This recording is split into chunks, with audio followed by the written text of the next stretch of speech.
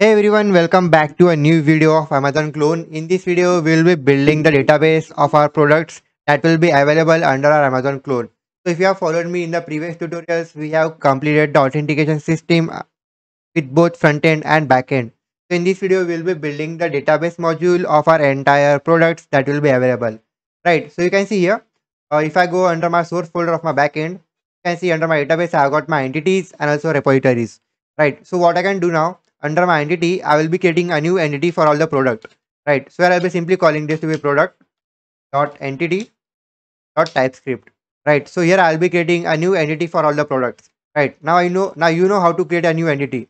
Simply import the following decorator of entity, write the table name. So here I'll be simply calling my table name to be product, and here I'll be exporting a new class which will be known as product entity. Right, a product entity, and now this thing will be extending with a base entity, right? Because we require other features of our entity module from our type ORM. So right now you can see I have instantiated a new class. So what I can do now, I will be getting a primary column. So I can say primary generated column. Now this thing will be known as product ID. So here this will not be null, and here I'll simply say this will be a number, right? Now after this, after having the following primary column, we will be requiring some other basic columns. So under other columns, I will be having the field of all the products. So let's say nullable to be false, or the following field will be nothing but simply product title. So I'll simply say product underscore title. Now I know you are getting used for writing the backend code, and that's so amazing for you because you should be writing backend code as much as possible, because everyone is doing front end. You should be also focusing on backend. And after having the following product title, I can also have the product description. Easy. The following product description will be also a string. And after that, I will be having one more thing known as product image. Now the product image will be an array. So what I can do, I can give it a type here, and the type will be nothing but simple array, right? And here let's have a small comma. And after this, what I'll do, the product will be that the product images will be an array of all the images, right? So I can simply say string and the following close brackets, which means an array. After this, I will be having one more column for product price, right? So here I can simply have a product price to be all right, a variable to be false, and here I'll simply have the product type to be a number, right? The price, some basic columns. And after this, I will be having one more column for, let's say, product discounted price. Let's say if there is some discounted price, here I'll simply say discounted underscore price, which will be a number as well. Easy. Now this will be our basic stuff for all the products. So now let's go with them. Right now I got my entity. So what I can do now, under my repo, I'll be creating a new repository here, where I'll be simply calling this to be product dot repository dot typescript. And what I can do, I can copy the entire repository and paste it here. Only the fields will be changing. So first of all, the repository will be instantiated from the product entity. So I'll simply say product entity, and the name will be nothing but product repository. Yes, you guess it right. And the type for the repository will be product entity. Right. So what I can do, I can remove these methods because we don't require. Similarly, I can remove the entire code from this side. Right. So what I can do now, I can simply add a method of add products. Now it won't be requiring hash password. So I can have this. And here under the following request body, I will be requiring various fields, and the fields will be nothing but the following column that we are defined. So let's have a product title. Simply let's copy and paste everything. Alright, so we have got all of our fields that are required for all the products. Right, so now what we can do, we can directly save them without adding any relation with anything, because our products will be a prime table. Right, so what I can do now, I can simply say await this dot create query builder, and the following table will be nothing but product. And here I can simply say insert, and the values will be nothing but simply the value that we have instantiated. So I can simply say here a product description, product discounted price, product image, product let's say other fields of product price and product title, right? Because we don't require to add the following product ID by us, because it will be automatically added with the type ORM. So I can simply execute this, and I can simply use then and catch phrase, right? So I can simply say catch the error. Let's catch the error first. Let's have an any type, right? And arrow quotation. And here I can simply say if we have got some error, first of all, let's console log the error. And here I'll simply say return a res dot send, right? Response dot send, and the response will be but message. Let's send the entire message, because the following product will be automatically added under the admin panel. So the message will be nothing but error, and the following boolean of added will be false. So I can copy the entire thing from this side, and I can say the following method will be giving us some data of type of any, and we can use an arrow function. And first of all, I will be not console logging anything, but I will simply send the data and also the id to be true. Right, so this will be our prime method for adding all the products. Right, so what we can also do, we can add the entire method under a try catch block. So I can simply say try the following stuff, and if we got some error, simply return the following error. Right, I guess we have defined arrows. So this will be our first method for adding all the products. Right, so let's add one more method for reading all the products. That is for fetching all the products. Right, so I can copy the entire method and I can paste it here, and I'll simply say fetch products. Right. Now the fetch products will be doing nothing but simply like adding a try catch block, and here I'll be simply saying, let's say let all the products equal to await. Let's say this dot create query builder from the product table. Yeah, and I'll simply say dot select, and once I select everything, I say simply say get many, right? Get all the products. And now what I can do, I can simply say if products, the list of all the products, if it is not equal to undefined, if I got some data, I can simply say return response dot send. I can simply say a boolean variable of received to be true, and also some data to be the products should be it. And I can also catch the error. So here I'll simply say first of all console log the error, console log the entire error, and return the following response. And the data will be nothing but all the error, and the value will be false. Right. So this will be our method for fetching all the products. Right. Now let's try this. Now let's try this of the method first. Later we'll be adding some more modified methods. Right now what I can do, I can go under my controller folder under customer, and I will be creating a new controller for all the products. Right. So here I'll simply say product dot controller dot typescript. I can copy the entire block and paste it here. Right. Instead of this, I can add this block and paste it. Right. So let's go at the top. And here what I'll do, I'll be getting some statics methods. So first of all, what we can do, I can get a static method which will be asynchronous, and the following method name will be add product. Right, it will be requiring a request to be a request and a response to be a response. Right, now make sure, now we have already imported the following request response from Express, so we don't need to import them manually. So right now what I can do, I can instantiate my entire repository here. What I'll do, I'll say let product repository should be equal to get custom, right, not get computer style, but get custom repository for all the products.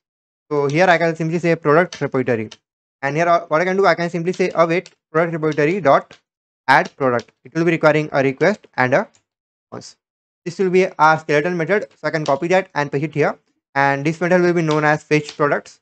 So I can copy the name and paste it here. It will be our prime controller. So here I'll simply say product controller. Right. So once this is done, the next step is about adding routes. So under my customer, I'll simply add a new route. So here let's add a new route for product dot routes dot typescript. I can copy the entire authentication routes and paste it here. So here it will be having nothing but simply product router.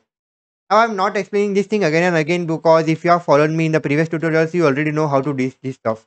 Right. If there is something advanced, I'll definitely make sure I'll be explaining to you. Right now what we can do, we can simply add all the products, and the controller will be product controller, and here I'll simply say add product. Right. So now we also need to fetch the products. So here I'll be simply adding a new get request. So I can copy the following piece of code, and here I'll simply say get the following entire products. So here I'll simply say fetch products. Right. So right now we can go back under our app.typescript, and here I can copy the following route, and here I'll simply say here product. Right, and this thing following thing will be nothing but product router. This should be it. So now let's test it out. So what I can do, I can start my server. So let's cd into backend, and here I'll simply say npm run dev. Now let's wait for it until this following thing is initializing. Amazing. So our server is working, and also our database is connected. So now let's try and test it out with the help of Alright, so here what I can do, I can initialize my localhost, and the localhost will be having first of all a port of 8080, and here it will be having a route of product and some add method.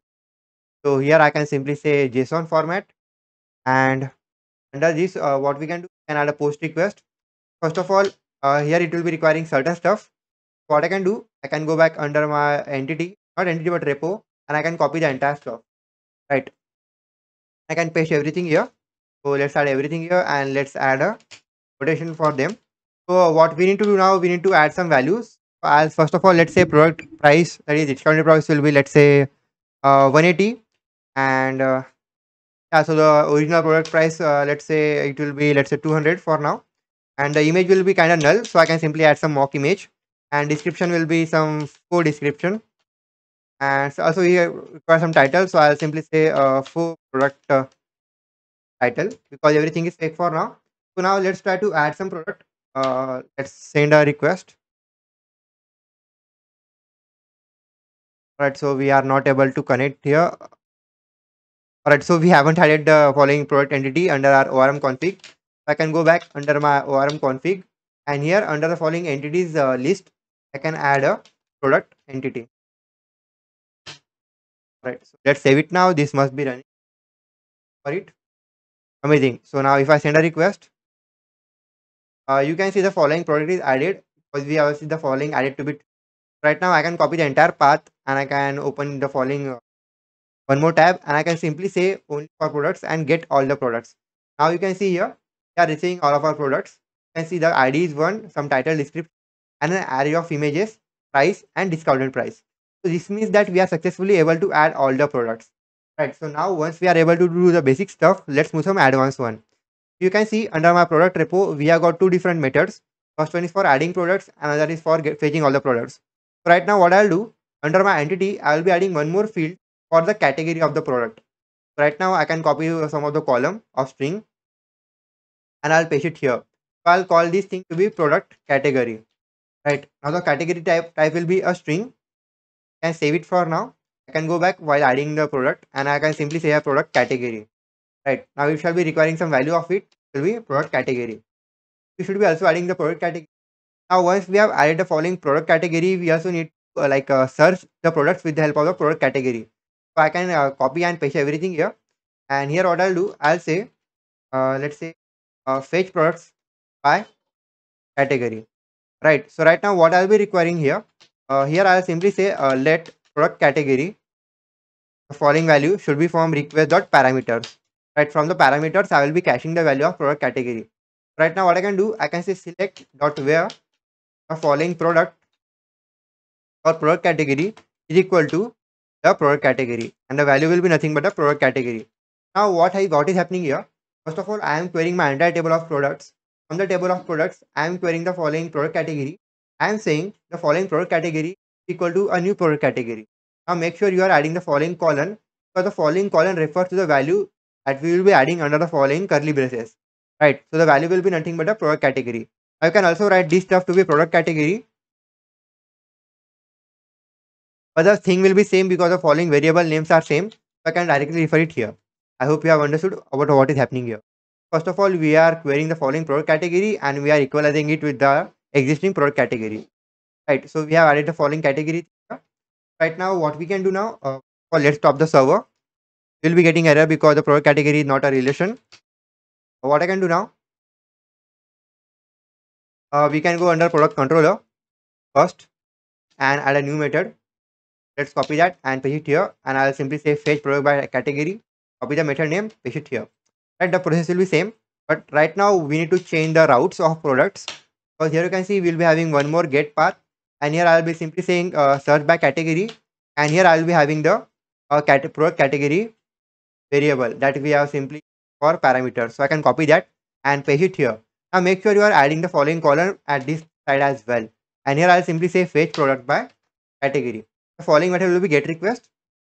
So right now what I can do, I can go under my ORM config, and first of all I need to drop my entire table. What I'll do, I'll say drop schema to be, right, I'll save it, and now let's start the server one more time.